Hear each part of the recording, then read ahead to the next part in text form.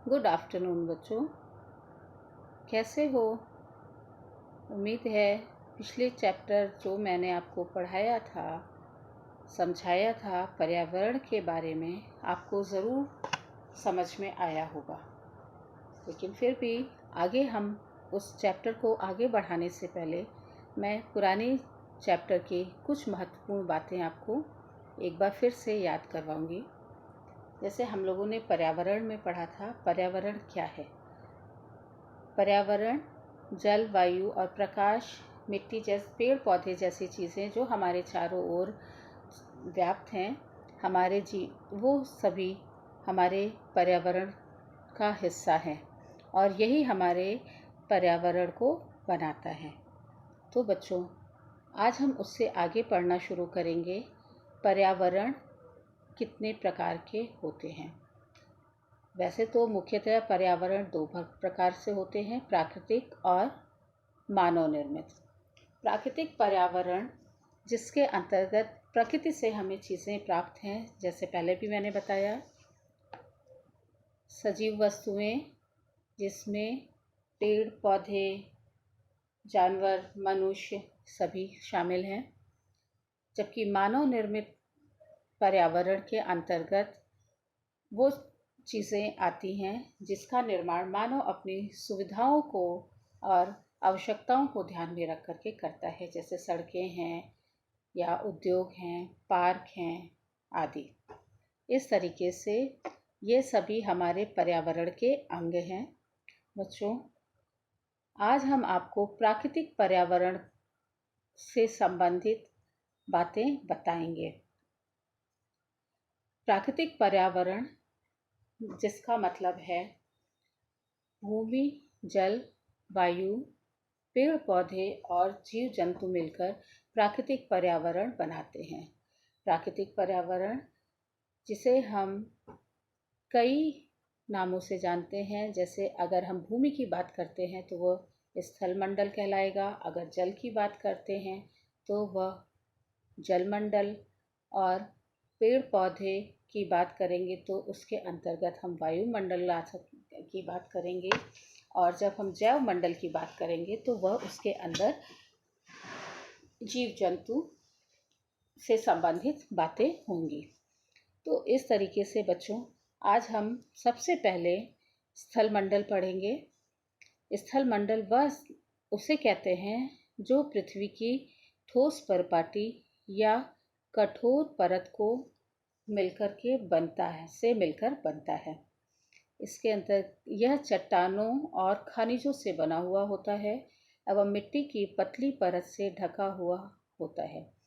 यह पहाड़, पठार, मैदान, घाटी आदि जैसे विभिन्न स्थलाकृतियों वाला विषम धरातल होता है। अर्थात यह वह स्थान है जिसके अंतर्गत पहाड़, मैदान, पठार, घाटी मतलब ऊंचे से ऊंचा पहाड़ भी आता है और गहरी खाई भी आती है, जिसमें विभिन्न अलग अलग तरीके के आकार प्रकार वाले ज़मीनी हिस्सा होता है। उसे हम उसे वो विषम धरातल, विषम का मतलब वो ऊबड़ खाबड़ पथरीला रास्ता भी हो सकता है, चिकना मैदान भी हो सकता है या गहरी खाई भी हो सकता है। ये स्थलाकृतियाँ महाद्वीपों के अलावा महासागर की सतह पर भी पाई जाती हैं। मतलब महाद्वीपों के अलावा महासागर का मतलब होता है समुद्र की गहराई के अंदर भी जो धरातल है, वह उसके अंदर भी हमें स्थल का भाग मिलता है। स्थल मंडल वह क्षेत्र है जो हमें वन, कृषि और मानव बस्तियों के लिए भूमि, पशुओं के लिए को चरने के लिए घास स्थल प्रदान करता है।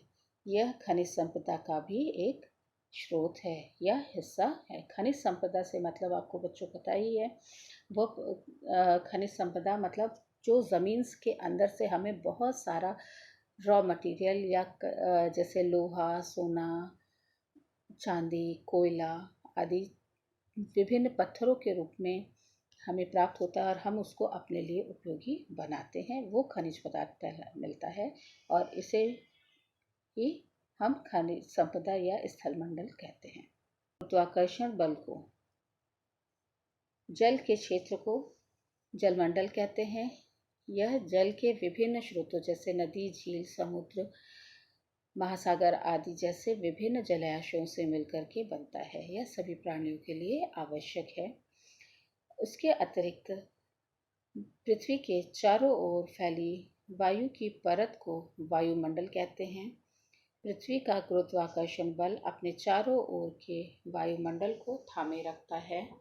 मतलब गुरुत्वाकर्षण बल जो पृथ्वी में का एक आकर्षण शक्ति है जो सभी चीज़ों को अपने अंदर खींचता है, अपने तरफ आकर्षित करता है, थामे रखता है, वो हवा में उड़ने नहीं देता है। यह सूर्य की झुलसा देने वाली गर्मी और हानिकारक किरणों से हमारी रक्षा भी करता है। इससे हमें कई प्रकार के गैस, धूल और कण जलवाष्प उपस्थित रहते हैं। वायुमंडल में परिवर्तन होने से मौसम और जलवायु में परिवर्तन होता है। पादप और जीव जंतु से मिलकर के जैव मंडल या सजीव संसार का निर्माण करते हैं।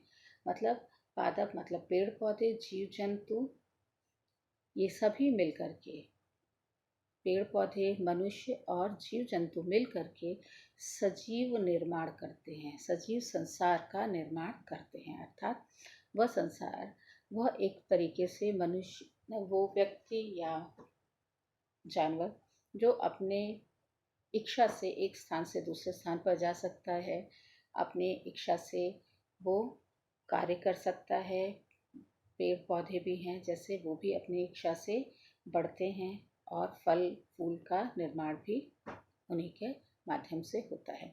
यह पृथ्वी का संकीर्ण क्षेत्र है जहाँ स्थल, जल और वायु मिलकर के जीवन को संभव बनाते हैं।